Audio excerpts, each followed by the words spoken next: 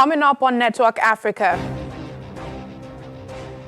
Mali's transitional president Bandor names ex-foreign minister Mokhtar Owain as the new prime minister.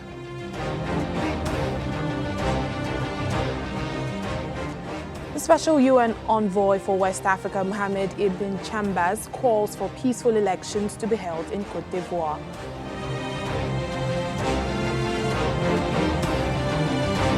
Plus, a team of 10 Chinese doctors arrive in Zimbabwe to join the country's fight against the coronavirus pandemic.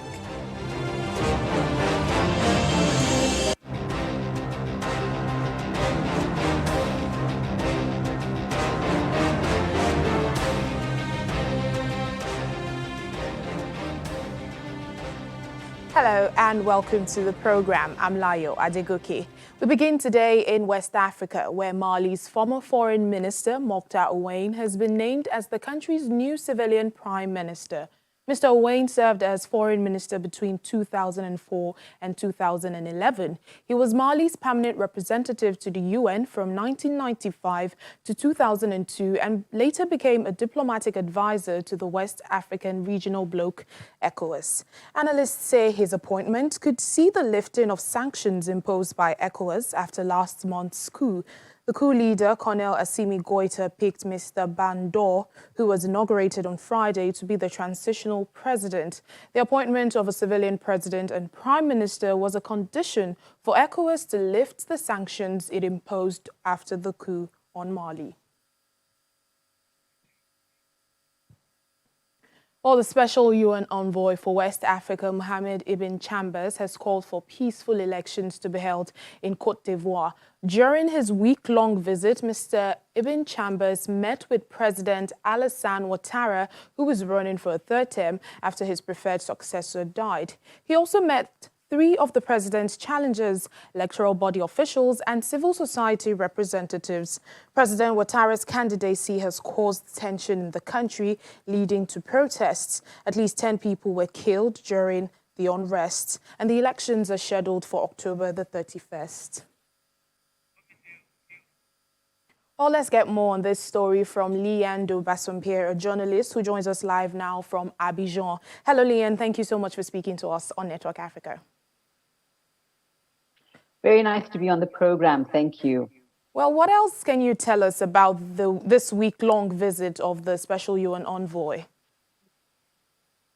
Well, it was a very important visit as we head to those much anticipated October 31st polls. As you mentioned, he met with all the country's top brass, the opposition politicians, civil society, the diplomatic community.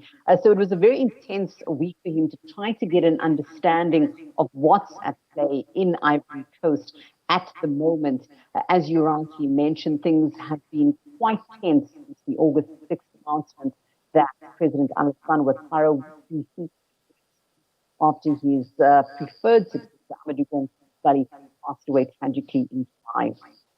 Yes, and Mr. Chambers is asking all actors to ensure a peaceful and inclusive election and also to respect human rights. Unfortunately, 10 people died during unrest. Do you see this? Oh, I beg your pardon, not in Ivory Coast, but do you see this happening, especially with the court ruling that the president, Ouattara, can run for a third term? Well, it has been very tense, as you mentioned, the death toll increasing in isolated incidents, but things have not been as out of control as maybe what they are made out to be. The streets have been relatively calm since the opposition called for a general civil disobedience campaign last Sunday. President Chambers also called for different parties to get together, to speak, to have dialogue, to be together in the aspect of peace, and to go to these elections in a peaceful manner. Of course, Alassane Ouattara has been confirmed by the Constitutional Council as a candidate, along with three others. He says that we have to stop this debate. The Constitutional Council has pronounced on it, and they have to go to the elections in a peaceful manner. Now, let's talk about the opposition candidate who is seen as the main challenger to President Ouattara, Henry Konan Bédié. He's called for a campaign of civil disobedience to stop the president from seeking this third term. How are people reacting to this call? Well, it's been more than 1 week already since Henry Konan-Bedie led calls from quite a united, it seems, opposition to try to get people onto the streets, to try to get them to voice their opinions and their concern and their frustration against Alassane Ouattara's third term. But I don't think people have taken him up on that as such. The streets of Abidjan have been across the country with the president in Yamoussoukro and Barclay, in the surroundings, in the central west of the country. And it's clear that they have taken up that call from the opposition to have this civil disobedience campaign. But we're still less than 5 weeks away from elections. It could change very quickly. Things could become a lot more interesting, and people may just decide that that's what they want. But the course has already changed quite a bit from the opposition. A week ago, they were saying things like, we're not going to allow the election to take place if Ouattara runs. Now the discourse is changing to say, if he runs and if he wins, we're not going to accept. So things are quite dynamic at the moment. They from one day to the next. The opposition is, of course, to look out for what's going to be coming next. But for now, there's not been a great uptake so far on the call for civil disobedience. Indeed, we'll just have to wait and see how it all pans out. Thank you so much, Leah Ndobasompie, journalist, joining us from Abidjan. Thank you again. Britain continues to support Nigeria's democratic journey because it wants the best for the country. New Deputy High Commissioner to Lagos said this in an exclusive interview with our foreign affairs correspondent, Amarachi Ubani. Concerning Nigeria turning 60 this week, he says the UK seeks a strong, prosperous relationship with Nigeria and looks forward to realizing that in the near future. I mean, our approach is to support Nigerian democracy. And when I was here in 2014 to 2017, I was here during the 2015 elections. I observed many different elections across Nigeria during that time. And our role, our approach, our ambition is to allow Nigerians to elect the leaders they want to see and to support the institutions in Nigeria that police those elections, the courts, the police, the Electoral Commission. And we provide significant support to the Electoral Commission and significant support as well to organisations, civil society organisations that are there to try and encourage a free and fair and credible process. We're very conscious of our historical relationship, but really 60 years is fantastic, and really what we're looking for is a prosperous, strong, creative and burgeoning relationship between us over time. And I think, but principally we celebrate with you, we celebrate with and for Nigerians, and perhaps this year with COVID-19, it'll be a slightly more challenging way to celebrate collectively, but to the extent we can, we will. And the sheer numbers of British Nigerians, Nigerian Brits, I don't even know how you describe that.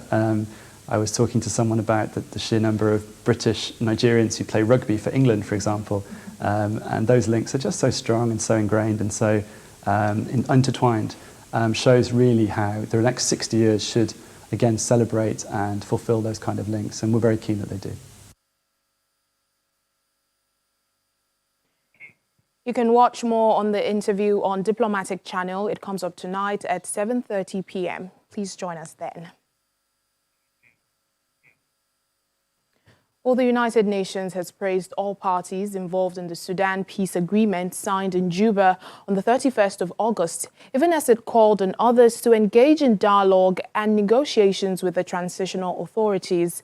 The Transitional Government of Sudan, the Sudan Revolutionary Front SRF Alliance, and the Sudan Liberation Army SLA Miniwa faction signed the peace agreement in Juba. The parties agreed on a transitional period of 39 months, effective from the date of signing, which is scheduled for 3 October. Furthermore, Prime Minister Hamdok and the Abdelaziz Al-Hilu faction of the Sudan People's Liberation Movement North signed the Agreement on Principles in Addis Ababa on 3 September. All participating parties should be commended for having persevered with the peace process amid the range of other pressures brought on by the pandemic. Key players, including the Sudan Liberation Army of Abdul Wahid, SLA-AW, are yet to join the process. The agreement, still a patchwork of documents negotiated on different tracks, are yet to be woven together into a single unfractured vision of the future of Sudan. With continued armed clashes and protests in Darfur signaling the anxiety of Darfuri constituencies on the decisions being made in Khartoum and Juba, now more than ever, we must work together to bring all stakeholders on board and work towards preventing a relapse into conflict, especially in the hotspot areas that require continuous attention beyond UNAMID's lifespan. Rights group Human Rights Watch has appealed to the South African government to do more to hold those who carry out xenophobic attacks responsible to the fullest extent of the law, as impunity emboldens others. Human Rights Watch recently released a 64-page report titled "They Have Robbed Me of My Life: Xenophobic Violence Against Non-Nationals in South Africa," which details incidents in the year after the country adopted the National Action Plan to combat racism, racial discrimination, xenophobia and related intolerance. Speaking to our South Africa Bureau Chief, Betty Dibia, the Southern African Director of Human Rights Watch, Mr. Dewa Mvinga, gave a picture of the findings. Well, the key findings from Human Rights Watch are that there is widespread xenophobic violence in South Africa, and that the biggest problem is that when there are abuses targeting foreign nationals, looting of their shops, their property, and the burning of their houses, and also killing of some of the foreign nationals, we saw that the police in South Africa are not doing their job. They are looking the other way. They are not arresting the perpetrators, they are not stopping the violence, and they are not holding accountable those responsible for the abuses. But ironically, you still have South Africans who are blaming the police for protecting the foreign nationals at their expense, allegedly.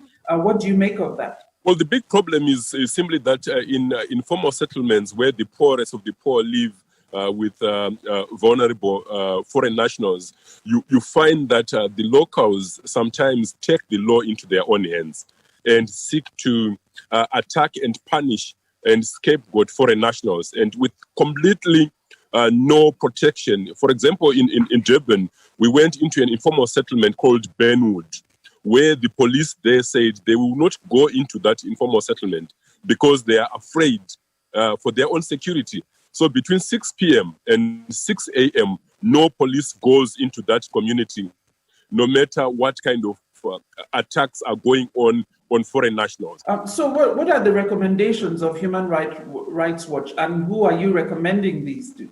We are talking to the South African presidency, South African parliament, and the South African police, and we are saying that they need to hold accountable those that commit abuses.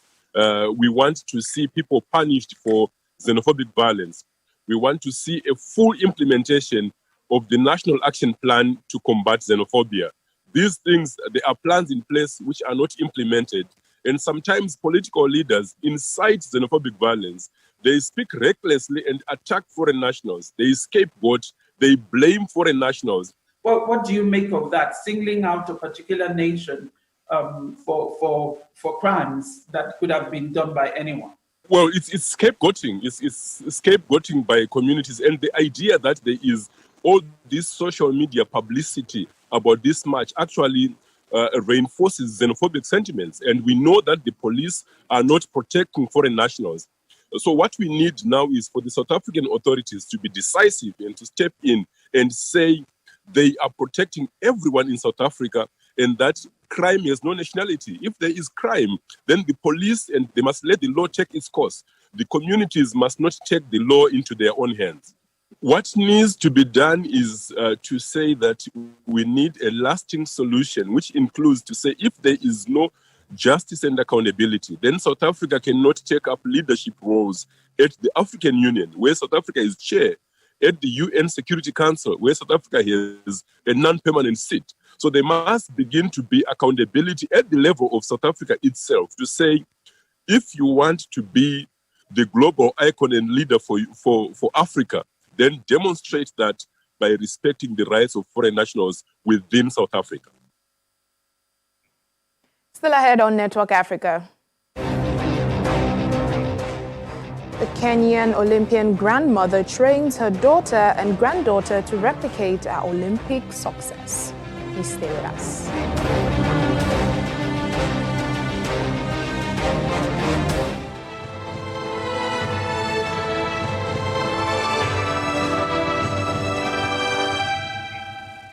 Welcome back to the program. A team of 10 Chinese doctors have arrived in Zimbabwe to join the country's fight against the coronavirus pandemic. Reports say they will be stationed at the Parirain Yatwa group of hospitals for the next 12 months. The head of the team, Dr. Luo Wenjiang, is quoted as saying the doctors will also promote Chinese traditional medicine. Meanwhile, children in Zimbabwe are returning to school for the first time in 6 months, but teachers from 2 unions are on strike after expressing health and safety concerns because of coronavirus. Schools were closed earlier in the year because of the pandemic, and the government says the children will be safe at school, but the union representative says the teaching will not take place at most schools. Well, we have Zimbabwean journalist Nigel Yamutumbu joining us live for more on the program. Thank you so much, Nigel, for speaking to us. What's the government doing about the teachers who are on strike over health and safety concerns because of coronavirus? Me. Well, the Zimbabwean government has moved to relax the national lockdown regulations, with the most significant move being that of reopening school, albeit in phases. However, most teachers and labor unions are raising serious concern as to the preparedness of these schools to open. Firstly, there has been the long outstanding issue on their remuneration. Secondly, these are the health safety concerns given the teacher to student ratio, and also given the general deteriorating health standards in schools, lack of water and so forth. So these are pertinent issues that, yes, schools can reopen, but government ought to also address these concerns.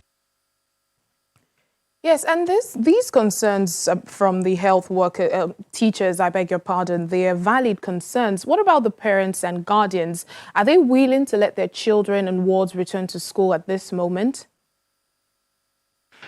Look, I think a lot of parents and guardians are also really keen to get back to life, normal life, that is to general economic activity and to getting kids back, because the implications of a lost full year for the student is a bearing on the parents, and having children within their homes for this long has also had its own impacts. I think if there was even a survey around increase in child pregnancies and marriages and so forth and other challenges. So parents are keen to get children back to school, and they've been advocating on the same and around opening up. But obviously no parent wants to send children back to school without teachers, without the necessary safety measures. So it's yet to be seen on how this is going to be addressed. All right, Nigel, let's talk about the COVID-19 situation in the country. Is there any particular reason why the Chinese doctors are coming in at this time?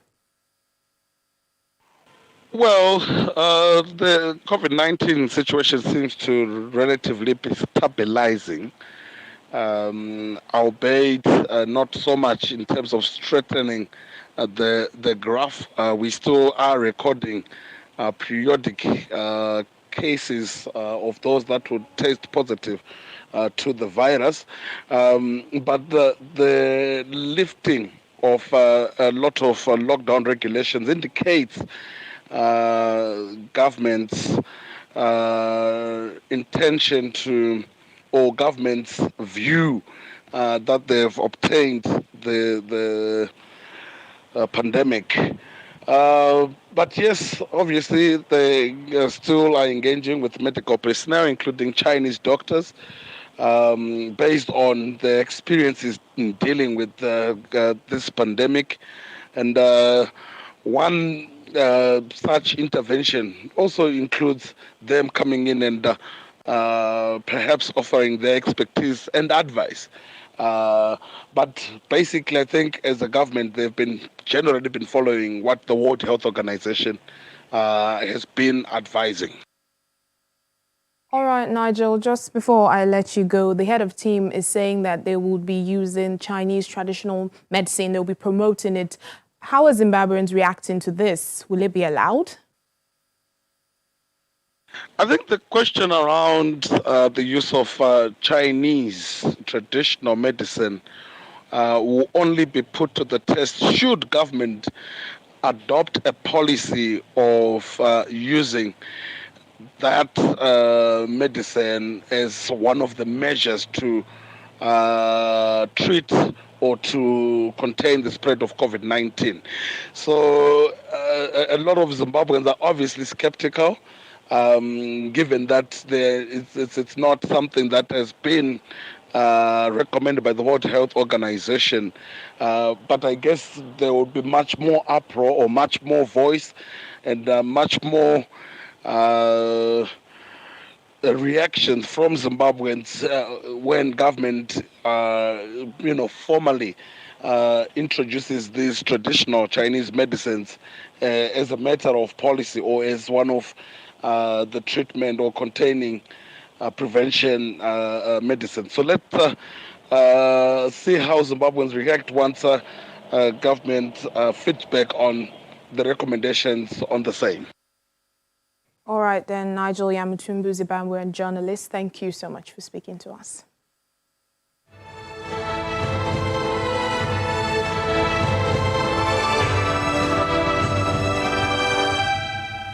Finally on the program, Olympian Mercy Obiero was the first Kenyan woman weightlifter at the Olympics and the second from Africa. She is now training her daughter and granddaughter who want to follow in her footsteps and replicate her Olympic success. Keisha Atiki is only 10, but she can already lift her own weight as she trains with a weightlifting coach who once competed in the Olympics, her grandmother.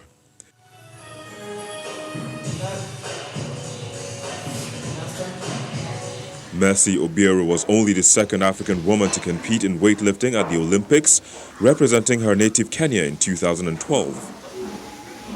Now retired from professional competition, the 42-year-old works as a coach, and both her daughter and granddaughter are hoping to follow in her footsteps. It's been something positive for me with my daughter because we've been even more closer than before with her because we're always together with her in the house, and it has given us a chance to train together even more. We have a bar at home and a few weights, so she just does the technique because we don't have enough weights for her to train. Her 12-year-old granddaughter Chanel, a slight 29 kg, can already lift up to 60 kg.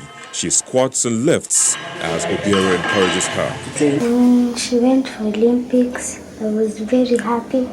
So I saw her at the TV and I was very happy. And I said one day even me I'll go to Olympics. Obiero has been weightlifting for 20 years and says she has overcome plenty of skepticism about women in the sport. She was a hockey player and athlete before her brother introduced her to weightlifting in 1999. The pandemic, which forced Kenya to shut its schools in March, had brought the family closer and given the children more time to train.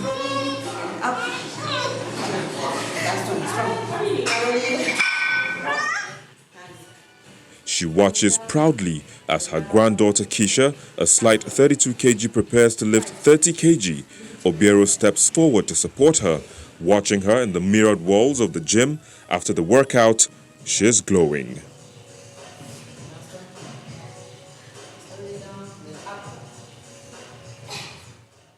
And that's it on the program today. Thank you so much for watching. I'm Layo Adegoke.